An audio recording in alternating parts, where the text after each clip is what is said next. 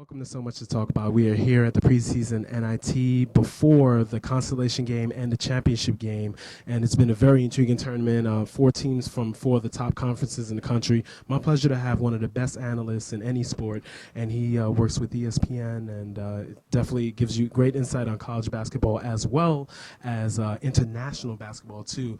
And second time talking with him, Mr. Fran Fraschilla. Pleasure to have you on the show. Thanks, Nabaté. Great to be with you. Thank you so much. And first, like you're here for the championship round as well as the consolation game. What has stuck out to you about this tournament so far with these four teams? Well, obviously, you want to get a look at Syracuse early in the year because they're ranked so highly. And every year we expect Syracuse to be a good team. They are. They're very comfortable here in the Garden.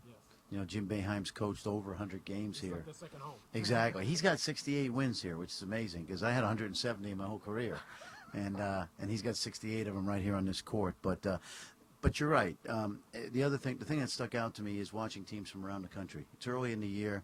Stanford has come 3,000 miles with a coach that was a great player at Duke. That's right. And played in the first preseason NIT. You mentioned. Yes, he did. And really was the guy that turned Duke basketball around. He was part of the first really good class that Coach K had with Jay Billis and Mark Allery. But when Johnny committed to Duke in the spring of his senior year, that was really the icing on the cake. And he was the first Duke player under Coach K to be the National Player of the Year. That's right. Of course, all that. Yes. So it's to see him coaching with a good young Stanford team. They were impressive the other night. Is fun. And then, of course, Seth Greenberg's a New Yorker. He always loves coming back home. And Oklahoma State with a team that I know fairly well because I cover the Big 12. They didn't play great the other night. They didn't play well at all, actually. But they have a very good freshman duo in Guerrero and Nash, and so they're getting their feet wet in the world's most famous arena. Yes. So it should be fun. There's always four good teams here in the NIT tip-off, and I like to see teams from around the country because I like to follow all the leagues, and not just the Big East or the 8-10 or the Big 12. Wow, that's important because in this atmosphere, the team that wins this tournament, that helps them for their NCAA resume, especially when it comes to non-conference opposition. So talk about how these tournaments really, even though they're at the beginning of the season and their barometer, talk about how it's important for the standing of these teams, especially if they're struggling in conference play. Well, it's a great point because, first of all, it's a long season. So the teams you see in November are not going to be the same teams in March. They're going to get better or they're going to get worse. But the point you made is a good one. A lot of these games and wins or losses are going to be factored into a team's resume when we start talking about NCAA tournament teams. So even though we know teams are going to improve usually over the course of the year, especially a young team like Oklahoma State, anytime you can get a win or two or win a tournament like this early in the year, certainly helps your resume. So these games are critical. In fact, the 2:30 game is going to be very interesting to me because it's what I call a DNA game. And what I mean by that is there'll be no crowd. It's a holiday weekend in New York, and both teams are coming off losses. So what's the makeup of your team? What's your team? Is your team's DNA such that no matter where you play or how many people are in the stands, you're going to come out and play as hard as you can? And we'll find that out today with Virginia Tech and Oklahoma State.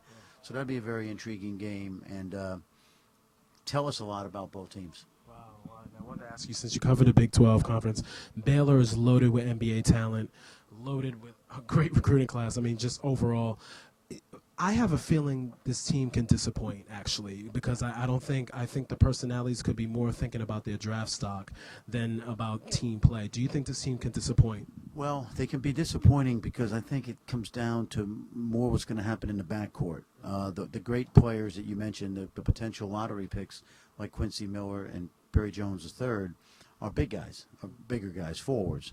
So having gotten to know those guys really well, it's a great group of kids.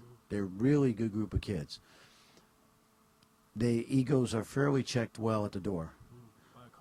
That's right. But the key is going to be, can the guards make their big guys look good? Last year they weren't able to do that. They turned the ball over at an alarming rate, once every 4 times down the court in the Big 12. And you can't win games that way. So chemistry could be an issue because you got some guys thinking about the next level. But more important is going to be how they take care of the ball. And they want to play well together, but doesn't mean they will, because you got to get the ball from one end of the court to the other without the other team taking it away from you. So that's going to be a key for them. But they have a lot of talent. They're a pretty humble group of kids, and we'll see how they go, because they're one of the most athletic teams I've seen in the Big 12 in my 10 years covering the league. Yeah. Talk about overall your prognosis for the Big 12. Which are the guaranteed tournament teams, and which team is a surprise team? It's now basically a 10-team conference now. It's not 12 teams anymore. Well, the fun thing about the Big 12 right now is you finally have what we call a double round robin. So now, when Kansas and Texas have been really good in the past, they only played each other once because of the split in the divisions, North and South. Now, with 10 teams, it's an 18-team schedule. Everybody plays each other twice, so it's going to be phenomenal. If you want, Missouri's a surprise only in that they've gotten out of the gate so quickly under a new coach.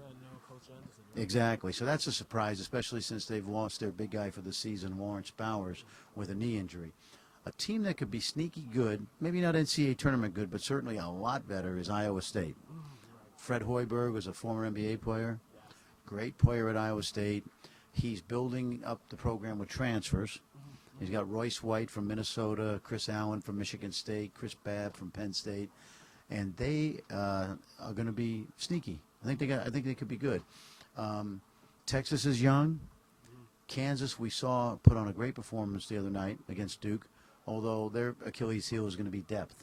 In the Duke game, they had no scoring off the bench. In fact, I don't think they got a rebound off the bench. So their starting five is really good, but that means they got to stay healthy and not have foul trouble all year. Shelby should have came back, because imagine how better they would have been. Exactly, and they lost a lot of good players, and then they had 3 recruits end up being ineligible, so their depth is depleted. And, now, for other conferences, we have the Pac-12 being represented by Stanford in the championship game. The conference has been down a little bit over the past couple of years, especially after losing talent like Kevin Love, Russell Westbrook, Darren Collison, et cetera, Quincy Poindexter, et cetera. But now you have which teams can you really can really make an impact? That league right now is, quite frankly, the way they started the season, it's been abysmal. Arizona State just lost to Fairfield. USC lost by 20-something points to a low major team out west. UCLA is struggling. Arizona is struggling, even though they're talented. Oregon just lost their best freshman. Washington State lost last night to Oklahoma. It could be a very ugly year in the Pac-12. Recruiting's going very well, so they can get it back quickly. But if in all honesty, the Stanford team we're going to see on the Garden floor today against Syracuse actually is as impressive as anybody, along with Oregon State, who came to New York here and played very well over at Newark. So. Exactly. Yeah, exactly. Don't hold that against him. No, just kidding. But Craig Robinson's doing a nice job, and he's got his own players, much like Johnny Dawkins. And I think Oregon State and Stanford actually are going to be 2 nice surprises in that league. Overall, like nationally, like there are players out there. Like, of course, you have North Carolina, Kentucky's just loaded. Each team's loaded talent. Duke. Which players do you think can really emerge like this year that are under the radar that can really like from a team that like a Stanford, like maybe a Stanford could come from Stanford. Josh Owens, right? Exactly, or a Big East team like Villanova, Malik Wayne, someone like that. Right. Well, there are guys out there like that. First of all, let me just tell you that of the great players in college basketball this year, my favorite right now, and a guy that I think actually could be National Player of the Year, is Jeremy Lamb, who's continuing. He's getting better every day, and I think he's going to be a top 3 pick whenever he decides he's going to come out. And that backcourt to me is the best backcourt in the country.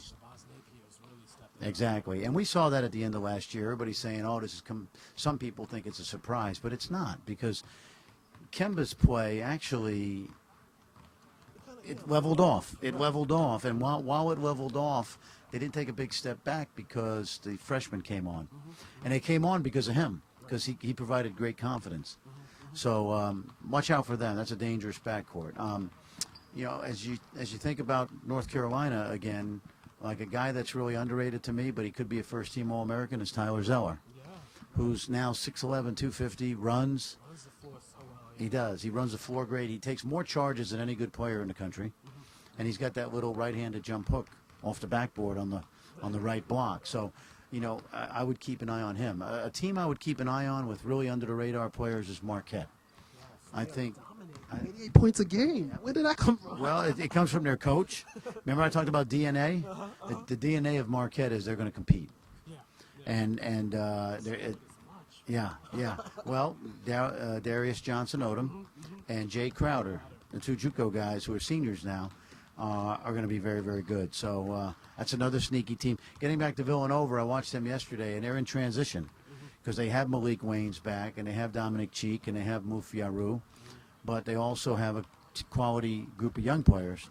Malik's playing. All three of those veterans I talked about are playing very well. Even Hilliard, a freshman, 6'6" player, who's going to be very good. So keep your eye on Villanova, too. They're in transition. They've lost a lot of guys. I've always wondered, as a coach, the pressures of recruiting and the amount of hours, the 26 hours a day it takes to recruit. Like, talk about how you were able to manage that type of pressure and how you empathize with these coaches. Well, I liked recruiting when I was coaching. So, and then being a New Yorker and being at Manhattan and St. John's, I like recruiting New York kids. I also learned at an early stage of my career that I'd rather have tricky players than tricky plays. You got to have good players. So I was always excited about recruiting because I felt like if I could get my kind of guys that will compete, we'd have a good team. And so when I was recruiting, especially New York kids, you knew you were getting a competitive guy. And I needed to coach those guys because I was competitive. And so we had a good mix. Yeah. And who's the coach of the year, in your opinion, this year? You want me to be a mind reader? If I'm going to forecast? Boy, I don't know. If I had to take a wild guess, I would say John Calipari, because I think they have the ability to win it all, and he's doing it again with mostly freshmen. My prediction will be Kevin Stallings. I think Vanderbilt's going to be big this year. They got a chance, and they got to get Festus Ezeli back. And as you know, they've already stumbled against Cleveland State, but they didn't have the big guy. State is a tournament team anyway. Right. Could be. Yeah. Yep. Coach, thank you for your time, and I enjoy your analysis on ESPN, and looking forward to seeing you down the road in the season. Always a pleasure. Thank you.